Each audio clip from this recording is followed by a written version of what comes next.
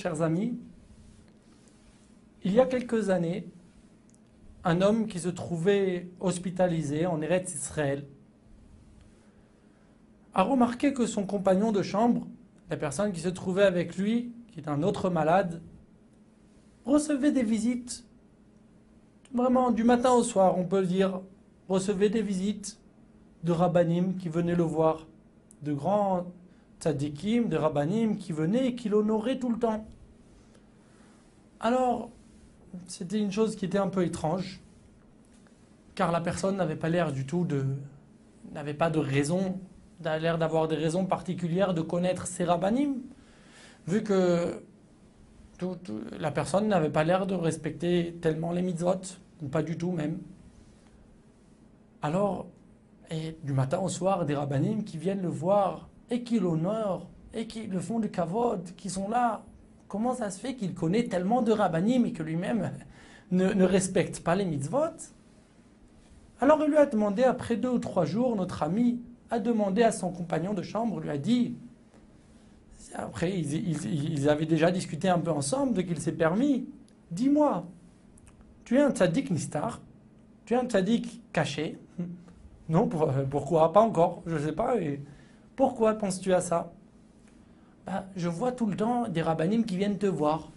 Des grands rabbanim qui ont l'air de gens qui sont très connus, très renommés, et qui viennent te voir, qui t'honorent tellement. Qu'est-ce qui se passe? Tu peux me raconter d'où tu connais tous ces rabbanim? Il lui a dit, cela fait des années, lorsque il a dit, je suis monté en Eretz Israël après la Seconde Guerre mondiale. Malheureusement, cet homme-là avait tout abandonné après la Seconde Guerre mondiale, après la guerre. Il avait abandonné la Torah et les mitzvot. Il est arrivé dans un kibbutz ici, un des kibbutzim où il n'y avait ni Torah ni mitzvot. Et il a commencé là-bas, il a vécu sans rien, sans une vie sans rien du tout. Malheureusement, sans rien du tout spirituel. Et il a rencontré là-bas une jeune fille. Après quelque temps, ils se sont plus. C'était une jeune fille qui avait aussi eu la même vie que lui. Elle était aussi rescapée de la Seconde Guerre mondiale. Elle avait aussi beaucoup souffert. Elle avait malheureusement aussi tout abandonné ou jamais respecté les mitzvot. Et voilà qu'ils ont décidé, un jour, il lui a demandé sa main. Elle a dit, d'accord, elle accepte, Bezrat Hashem, elle accepte de se marier. Le jour suivant, elle a disparu. Le jour suivant, donc la demande, elle a disparu. Et à l'époque, non seulement il n'y avait pas de téléphone portable, mais même téléphone fixe, il n'y en avait pas dans le kibbutz. Donc il ne savait pas comment faire pour la chercher. Tout ce qu'il a fait pour la trouver, il n'a rien réussi à faire. Tout ce qu'il a essayé a échoué. 2 semaines plus tard, cette jeune fille, donc ma fiancée, revient, arrive, je suis surpris. Alors où tu étais? Qu'est-ce qui se passe? Je me suis inquiété. Tu es parti. Tu ne m'as pas dit. Elle lui dit, viens, je te raconte quelque chose. J'ai besoin de te parler quelques minutes. Alors qu'est-ce qui se passe? Elle lui a dit, tu sais, il y a quelques années, malheureusement, avant que la dernière fois que j'ai vu ma maman, alors que les nazis Marchemam étaient venus pour procéder pour faire une rafle, il y avait une rafle qui était organisée, ma maman a compris, elle m'a caché quelque part.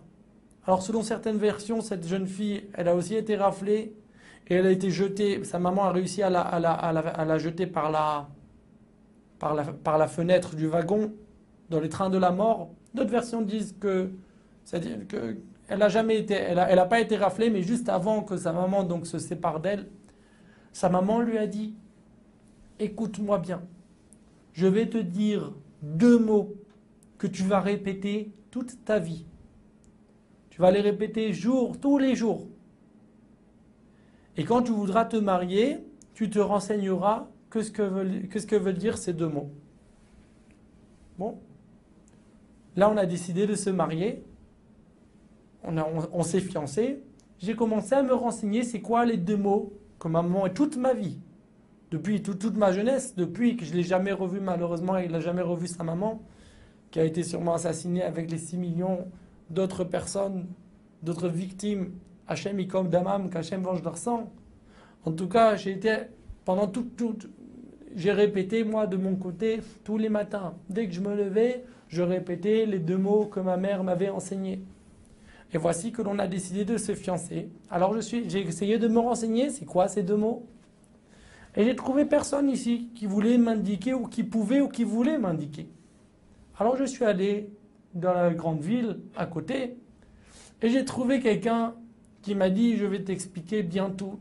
Comment ça marche, quelles sont les halakhot, quelles sont les lois. Il lui a dit ces 2 mots-là, c'était la pureté familiale. La pureté familiale, les lois qu'un mari et une femme doivent respecter dans un couple, les lois qui doivent être respectées. J'ai appris toutes les lois. Regarde, a dit ma fiancée.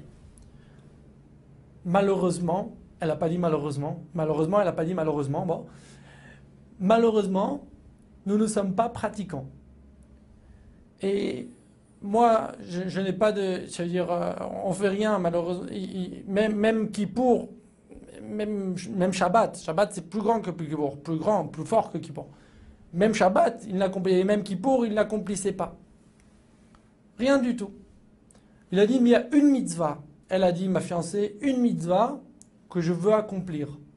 C'est le testament de ma maman et je tiens à la faire. La pureté familiale. Voilà, je te dis grosso modo à quoi ça consiste. Tu es d'accord? Je suis d'accord de me marier. Sinon, je romps tout de suite le fiançailles. Je n'accepte pas. Une mitzvah, c'est le testament de ma maman. Bon, raconte notre ami, quand j'ai entendu tout ça là de ma fiancée, je lui ai dit laisse-moi un jour pour réfléchir. Après un jour, je suis venu, j'ai bien réfléchi. J'ai dit d'accord. Je suis d'accord d'accomplir le testament de ta maman. Cette mitzvah-là, de l'accomplir comme il faut. Et, raconte notre ami, c'est ainsi que je me suis comporté. Jour après jour, on s'est mariés et on a fait très attention de toutes nos forces à bien accomplir la mitzvah de la pureté familiale. C'est vrai que les autres mitzvot, nous n'avons pas eu le mérite d'accomplir, mais la pureté familiale, comme le Hazonish, toutes les khumrot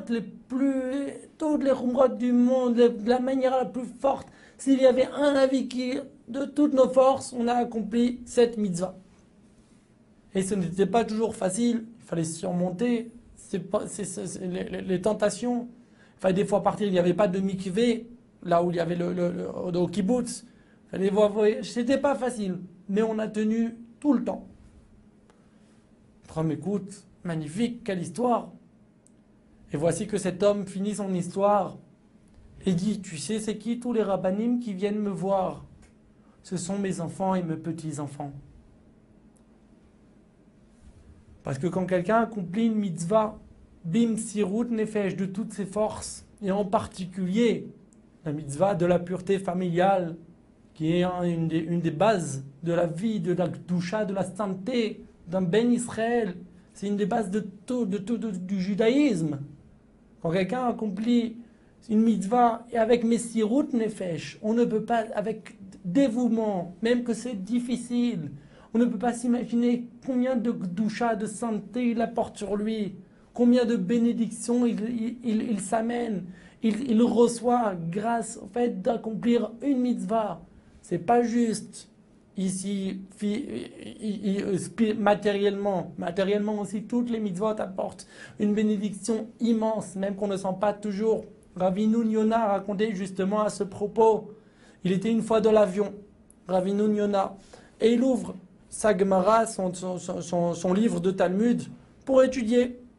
À côté de lui se trouvait un homme, c'était aux États-Unis, donc il ne s'est pas imaginé qu'il y avait spécialement un juif à côté de lui. C'était pas un vol qui venait d'Eretz Israël. À côté de lui se trouvait un homme qui n'avait pas l'air juif, mais qui lisait très bien la Gemara, le livre d'études du Talmud. Il a remarqué comme ça que cet homme jetait des coups d'œil et était en train de lire un peu quelques mots. Il lui a dit vous savez étudier, vous êtes juif, Doudou? Il dit non, je ne suis pas juif, mais je sais étudier. Quoi? Il lui dit je m'occupe d'un centre, je ne sais pas quel professeur c'était, je m'occupe d'un centre de recherche aux États-Unis. Et pendant 6 ans, on s'est occupé on a fait des recherches sur les mitzvot, de la Torah, les commandements de la Torah, pour voir à chaque fois si l'on pouvait trouver aussi une raison qui était d'ordre matériel. Par exemple, quand la Torah interdit de manger quelque chose, on vérifiait si cet aliment-là, il était dangereux pour la santé. Et il lui a raconté, nous sommes restés 1 an et 2 mois, 14 mois. Nous sommes restés à étudier le sujet de la pureté familiale. Et depuis, nous sommes 16 chercheurs, 14 hommes et 2 femmes. Nous sommes 16 chercheurs. Et nous tous, il n'y a aucun juif, depuis qu'on a appris toutes les lois de la pureté familiale, depuis qu'on a étudié ce sujet-là, on a fait de la recherche, nous sommes tous, on fait attention à la pureté familiale. Comme ça, il lui a raconté cet homme, Ravino Yona. Il dit, mais ça, c'est en plus de cette... c'est pas pour ça qu'on fait la Torah et les mitzvot. La Torah et les mitzvot, c'est parce que Hachem nous a donné. Ce qu'on gagne ici sur terre, c'est un bonus. Mais il faut savoir que ce bonus, il est il est intense de manière matérielle et aussi spirituelle. Et grâce à ça, ça amène la bracha, les bénédictions, que les enfants, après, vont dans le chemin de la Torah. Les enfants sont attachés à Kadosh Baruch Hu. Les enfants sont des tzadikim, honorent leurs parents. Par quel mérite? Quand quelqu'un il honore à Kadosh Baruch Hu, il mérite aussi quand on honore notre papa. Alors il y a beaucoup plus de chances. On reçoit la siyata d'Ishmael providentielle pour l'éducation des enfants, pour la force. Yehi Ratzon Bezrat Hashem, qu'il soit la volonté du ciel, que l'on puisse tous honorer à Kadosh Baruch Hu, être de véritables tzadikim et faire toujours les mitzvot dans la joie et dans la simcha. Amen. Shabbat Shalom.